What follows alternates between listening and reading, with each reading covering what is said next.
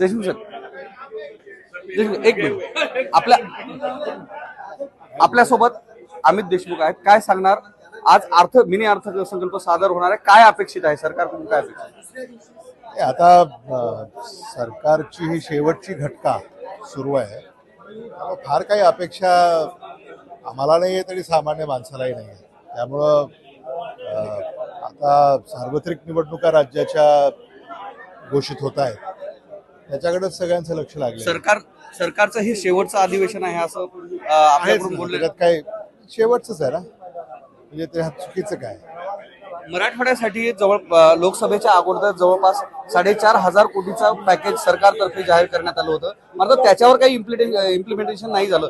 बैठका झाल्या लोकसभेच्या अगोदर, सर्व स्तरावर हे सरकार अपयशी ठरतंय आणि अलीकडे झालेल्या लोकसभेमध्ये जो कौल महाराष्ट्रानं दिला तेच दर्शवत आहे.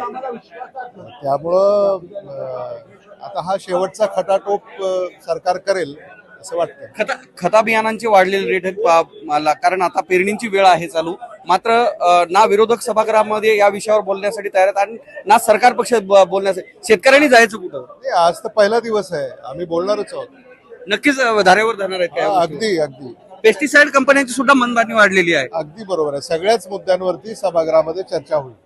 तर हे आपल्यासोबत होते माजी मंत्री अमित देशमुख, ज्यांनी पेस्टिसाइड कंपन्या, खत बियाणे या संदर्भात सरकारला निश्चितच धारेवर धरू असं आश्वासन दिलेलं आहे. कॅमेरामन दीपकसह मी धनंजय सोळंके.